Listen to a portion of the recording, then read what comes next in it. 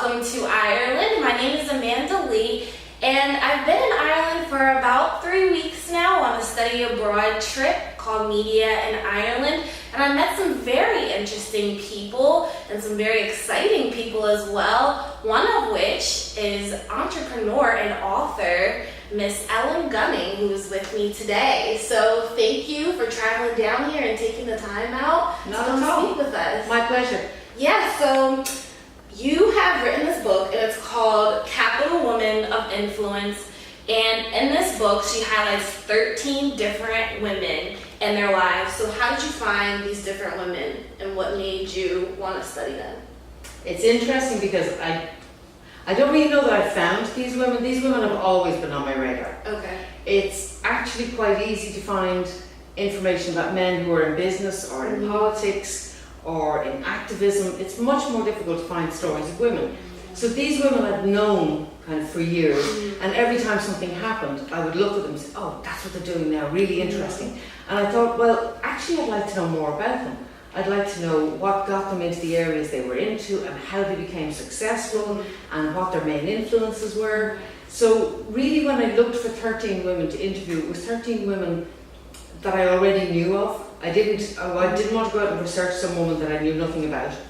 And the rule for the book that I had was that the women all had to be of different ages. Okay. Because if you're successful in your 30s and you're now successful in your 70s, you have a different story, you have a different life story. You read success differently. So I wanted to get different ages. And the other thing was they're all in areas that actually interest me. So they're in media, they're in activism, they're in arts, they're in politics. So the only other rule was that they should be from the mix, that it wouldn't all be politicians or all artists or whatever. Are they also from different countries as well? They're all people who have influence. The rule was that they had influence within Dublin City, because the book actually started off as a radio series for Dublin City FM. Okay, I think two of them, Pauline Buick and Caroline Downey, were both born outside of Ireland. I think all of the others might have been born in Ireland. Okay. All right. So have you talked to them since? I know she wrote this book in 2009. Have you talked to them ever since? Has anything changed? Has anything changed with these women are constantly evolving. Okay. Right. I suppose what interested me most about them was how they got to where they were. They're still very successful women. They're all still alive. Thank God they're all still doing all the things that they would normally do.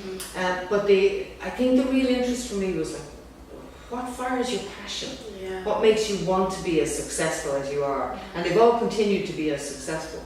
Yeah. So that in some ways there's kind of no change, it's more of the same. They're in different positions, or they've moved to CEO positions where they were chief executives, or they moved from COO to chairman of the board or something, but they're still hugely influential. So how do you find that these women connect to other women from outside of the country, outside of Dublin? It's interesting because these women don't actually see themselves connected. They don't see themselves as women who are influential, that people like you and me would want to find out about. That actually comes as quite a surprise to them. And they model themselves, they watch other women, they watch other business people around the world. I don't know how much they actually influence. I would think they're more likely to be influenced by people outside of Ireland more than influenced outside of Ireland. But I could be entirely wrong. Okay, that's wonderful, because we all, I think all of these women, they all were influenced by someone, and they all have done something that has influenced someone, so it shows that chain of influence. So you are also a woman of many roles, you wear many hats, so you're a businesswoman. How do you feel, how were you influenced by these women, and how has writing this book changed you? It's interesting. I think probably the most influential woman in my life ever was my mother. And my mother was very influential in a strange manner. She was at home. She never worked outside the home from the time she got married. But my mother was one of those people who did not know how to tell you couldn't do something. So if I came home and said, guess what, Mom, I'm going to be an astronaut, she would say, my daughter, an astronaut. And the first Irish woman in space, fantastic. Yeah. And you could come home the next day and say, I don't think I'm going to be an astronaut. I think I'm going to be a Formula One racing driver. we've never had a Formula One racing driver in the family. She automatically empowered all of us. I'm the eldest of 4 children. There's myself, my brother Jim, my sister Julie, my brother Jared, and we all grew up just thinking, you know, if it seemed like a good idea, well, of course we could do it. There was nothing to stop us. And she was definitely the most influential woman in my life. If you look at each of these individual women, right, if you have somebody like Betty Ash is an inner city activist. And Betty Ash is now in her 80s. And when I interviewed Betty I had always known, I'm from the inner city in Dublin. Betty Ash was always, I didn't know her, but she was always around. She was always doing things for the community. And the inner city, the heartland of the docklands of Dublin was decimated. And Betty almost single-handedly rejuvenated the docks. She kept demanding that politicians put money into it.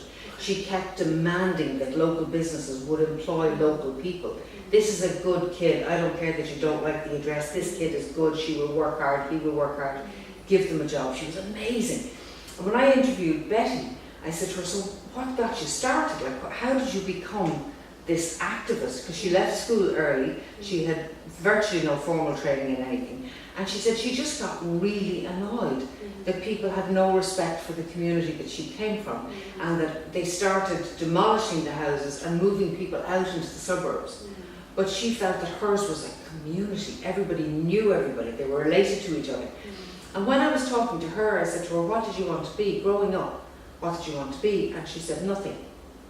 And I'm a product of my generation, you're a product of yours. And I said, oh, you didn't want to be nothing. What did you want to be? And she said, oh no, I had absolutely no ambition. She said, people of my age girls grew up knowing that you would grow up, get married, have children and die. And that was her expectation. I said, well, that's so bleak. She said, well, it is now. Because now people grow up thinking, what do I want to do? Who do I want to be? But in those days, it was never an option. It was just, that's what you did. And she almost fell into activism, and she's one of the most highly respected activists in Dublin. But it came to it by complete accident. If you look at somebody like Caroline Downey, there was a story in Ireland about, must be 25 years ago now or more, of a young girl, a 15-year-old, who died giving birth to a baby in a grotto in Longford. Nobody knew she was pregnant, she didn't seek any help, it was horrible. And Caroline was from a very wealthy background, she's a former model, she's married to Dennis Desmond, who runs MCD music promotions, so a very comfortable background. And she said she kept going to dinner parties and saying to people, isn't this appalling? How can a young woman in Ireland die giving birth in this day and age? It's ridiculous. And she said people kept saying to her, so do something about it. Yeah. And she decided, well, what could she do? She was very well connected to Louis Walsh. She knew all the bands that Louis knew. She had huge connections into the music industry through her husband. And she thought, well, I'll do this concert, which is called the Childline Concert. It raises millions every year for Childline. She created Childline. And Childline is a phone number that, don't know if you have it this day, it's a phone number that any child can ring and say anything from I'm being abused to my brother took my train engine and it's not fair. And if it's important to the child, you can ring and you can talk. And she's done that every year since. And she never started off to do that. Probably one of the most amazing things about the women is they all took advantage of the situation that they found themselves in. If you look at somebody like Christina Noble, from the Christina Noble Foundation, she's an amazing one. I spoke with her and she said that when she didn't know what she wanted to be when she grew up, a very tough life. Her mother died when they were young. She was put into a home. She was horrifically gang raped. She gave birth to a child when she was very young, 15, 16. The child was put up for adoption. She never saw the child again, despite the fact that she tried to contact him. Her son was called Thomas, but she never met him again. But she moved to England. She married an incredibly violent man. She had to have facial reconstruction surgery twice. She has 3 children, of whom she is immensely proud, and the 3 have done really well. But when you talk to Christina, Christina is known for the Christina Noble Foundation, which actually helps young girls and young boys in Vietnam, Mongolia, and there is a third area she's recently moved into. But Vietnam and Mongolia will be the two she's known for. And she helps them, she gives them an education, she gives them opportunities in life. She's amazing. And both the Vietnamese and the Mongolian governments have given her awards. Wow. And I said to her, so why did you go to Vietnam? And she said, she rang her friend, she had this dream one night, and she rang her friend and she said to her friend, is there a place called Vietnam? And her friend said, yes there is, why? And she said, because I saw this light and it kept saying, the children in Vietnam need you. She went to Vietnam with no money, no language skills, no idea what she was going to do. And the first thing she did was she saw two little girls on the street and she said, well, I can bring them in, I can give them a bath, I can get them clothes, I can see how I can educate them. And She it went went with from no there. money at all, nothing. She just went straight there. Yeah. Wow. She just felt this calling. Yeah. And like each of the women is the same. They're It just, was a calling. they're just amazing. And I think what's fascinating about them is they just don't see obstacles. They just see opportunities. It's Yeah. like, this is something I must do, or this is something I Yeah. really want to do, and they go do it. Yeah, I was just gonna ask you, what are some of the obstacles that these women might have gotten and might have in common? And it seems like they had the obstacles, but they always found a way out of no way. Always. And they will tell you that one of the things that surprised me with them is they all give credit to the people who helped them along the way. And maybe it's just me, but I'm not conscious of men who normally say, and if it hadn't been for my teacher or for my mother or for the first boss that I had. But these women were very good at doing that. And they said things like, my first boss, Ivana Bacik. Was it Ivana Bacik who said her first boss told her to go for that interview, you won't get it, but you'll learn a lot from the interview. And you'll be much better when you go for the next interview. And they will all say, Ivana actually said that she went to a tiny little school down the country. There were, I think, 2 teachers and about 30 students in it. But the teacher who was teaching her kept saying to her, kind of a bit like my mother, you can be anything you want to be.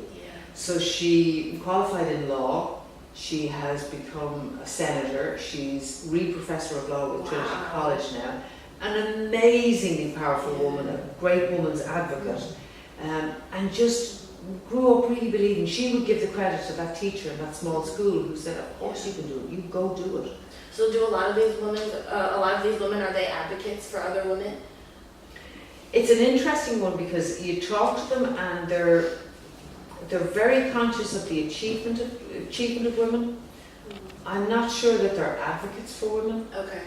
I don't think they necessarily see women as different and in need of more help or support or advocacy. But I think equally they don't not see women, which I think is a huge problem in business, that men just don't realise that a panel doesn't have a woman on it. They will be very conscious that way, but I don't know that they consciously help women. I know that one of the women was telling me she was actually asked to mentor women, and she said she literally turned around to the woman and said, why would I mentor women? Why would women want me to mentor them? And she said, because you've achieved so much and you've overcome obstacles. And she wasn't conscious of the obstacles she had overcome, but immediately said, I've no problem mentoring women. If I can help at all, of course I will. But it's just, they just don't see it through that prism. Would you say that you've had some obstacles in your life as well? What have I had as obstacles? See, I'm very lucky. I work for myself. Okay. So I can kind of eliminate my own obstacles as I go along. It's like, he's going to be in trouble, I'm not going to work with him. Or that's an issue that I'm not particularly comfortable covering, so I'm not going to work with it. I can't think of any obstacles. Even before that, did you, what was your life like before you started working for yourself? Oh, it was very, very different. I was involved in a huge number of voluntary groups because I loved working with voluntary groups. I worked in a firm of quantity surveyors as a cantometer operator. Cantometer doesn't even exist anymore, okay? But it was dull as dishwater, boring. Did I encounter any obstacles? I probably did, but I wasn't conscious of them at the time because my focus was very different. When I started working, I really wanted to work to earn money so that I could travel, have a nice lifestyle, buy clothes. I wasn't really that conscious of what I wanted to work at. Okay. And then because I got so involved in voluntary things, because my father was very involved in the community always, so I kind of inherited that trait from him. So he was in the Vincent de Paul, so I joined Vincent de Paul. He was saying they're forming a new group now for the residents. I get involved in the Residents Association. So, and because of that, I started studying public relations. And it was really when I studied public relations, I thought, I actually want a career. I want to work at something that I really enjoy working at it. Yeah. It changed. It was no longer, I want to earn money. Everybody wants to earn money. It was more, I want to earn money doing something that I really enjoy doing. I want to get up every morning and think, bring it on. Yeah. What's today going to throw at me? And that was the big life changer. Yeah, that's really important to a lot of people who are looking for jobs or are maybe in my position where you don't know what you're going to do next. It's just finding that niche, finding that one thing that you want to do. So I know in America, there's a lot of talk about feminism and rights for women, and I mean it's been going on, this conversation, this discussion, and these problems about women in the workplace. Have you found any problems with women in the workplace, or have you saw any changes with women in the workplace from everywhere that you've been? There's a huge change. I was doing a consultancy only last week with a charity. And I said to them, by the way, what's the story with the women on your board? And they said, there is no story with the women on the board. And I said, you have a board of 10 people and you have 2 women. And they said, yes, that's correct. And I said, okay, can I just mention things like #MeToo? Okay. You've got things like the McGill Summer School in Ireland where the panel, they were calling it a manel. Did you hear about this? A panel contains men and women. They came up with this name, a manel, for panels that had no women on it. And men who were speaking started to say they would not speak unless there were more women represented. Women have a voice, they should have a voice, they should be heard. I think there's a much greater awareness of gender balance. I think there's, if you look at all the studies show that the best managed companies, the most successful companies, the most profitable companies have a good mix of men and women. Not all women, not all men. It's a good mix of both. It's like having a multicultural mix, it's having a multi-ethnic mix. It has to enhance the business. So it's just good sense, but I think there's been a huge change. There was much more. I'm 25 years running the academy. I was about 5 years in business before that. So that's 30, probably 35 years working. And when I started working first, there was a much more patronising attitude towards women.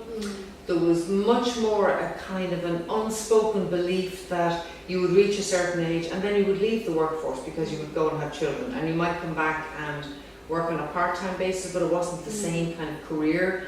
And the big change now is that you wouldn't dream of saying to a woman, and so you'll be finished your career at 25, 35, whatever. When you have children, there's like an expectation that what do you want to be?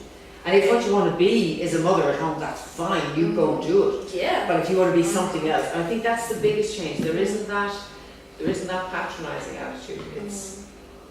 It is more equal, but it's still unequal in terms of salary. No matter where in the world you look at salaries, women are still not paid the same as men. Would you say that you're working to help help women have a better name in the business field? Oh, I love positively promoting women. I call it chick power. It's like, we chicks can do. Actually, it was very funny. Chick power. I had a board meeting. I chair the board of Dublin City FM. And I had invited 3 women onto it, and all 3 women are very powerful, heavy hitter women. And we had a board meeting, the first board meeting that they all attended, and 2 of the women came up with some suggestion. And I said to them, will you do me a favour? And I'm the chair, okay? So do me a favour, will you 2 chicks sort that out? And come back to the next board with a recommendation. And one of the members of the board said to me, I don't think you can call women chicks.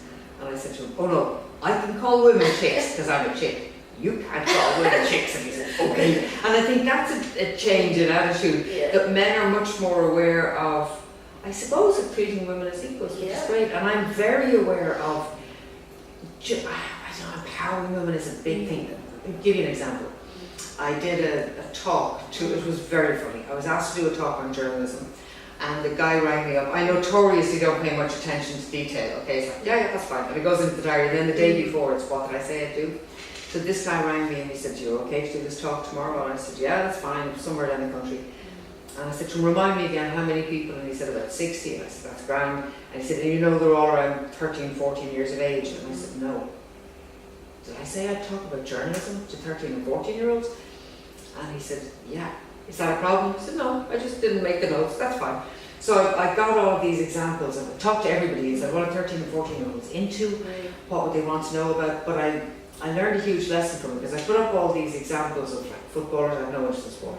So it was footballers and movie stars and musicians. And there was one of, it'll tell you what time it was one of the Chilean miners. Remember when all the Chilean miners were actually rescued? It was probably 2 or 3 years ago. So I put these up, and of course I began by saying to the kids, I know by looking at this room there is no one in here who is smart enough to be a journalist. It was great to get their attention. And they were all, what do you mean? I said, well, if you were smart enough to be a journalist, you would know who these people were. Yeah. And the kids came and said, I'll give you a few minutes and then we'll see. And I'm watching all these children coming forward and they're all going, I said, Rihanna, Ronaldo. And there's one little girl in the group and she's literally walking on going, no, no, no. And I'm thinking, oh my God, I am going to destroy her confidence. She doesn't know anybody. I don't know who she knows, but she doesn't know anybody on this board. And it came to the Chilean miners. And I'm watching her going, and she's completely deflated. Yeah. And I thought, okay, I have to rescue this girl because this will ruin my life. So we started talking and I said, okay, so who can identify this guy? There's a whole lot of people shouting, Ronaldo or whatever, yeah. And it came to the Chilean miners and I said, stop, it requires somebody of extraordinary intelligence, you. So the little girl, I said, who are these people? I said, they're the Chilean miners. I said, we have found a clever woman in the class. And carried on. And afterwards I was talking to one of the group and the guy said, I didn't know why you picked her out. And I was explaining it to him and he said, I never saw that.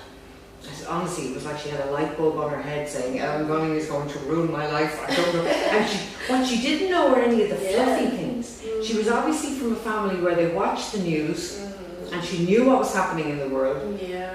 But she didn't know much about singers or footballers or the entertainment world. Straight to the point, this is what is going on in our world today. And so I'm very conscious of like, just give her the power to go out and do it. Because she can do it, she can do anything she wants to do. So very pro-chick. Yeah, it starts young. It starts from like really young, getting that confidence. I mean, it can also be built throughout the years, but I think that having that empowerment and just being a woman that empowers other women, it just brings so much positive energy. So this is the book by Ellen Gunning. It's called Capital Women of Influence. It was written in 2009. It's available online. So I think it's still a wonderful book to read. I think these women are great. Thank you so much for coming in today. My pleasure. Thanks for having me. No problem. So, well, that's all I have for today. My email is amandaleemedia@yahoo.com if you would like to ask me any questions or if you have any comments or just want to get in contact with me. So have a great day.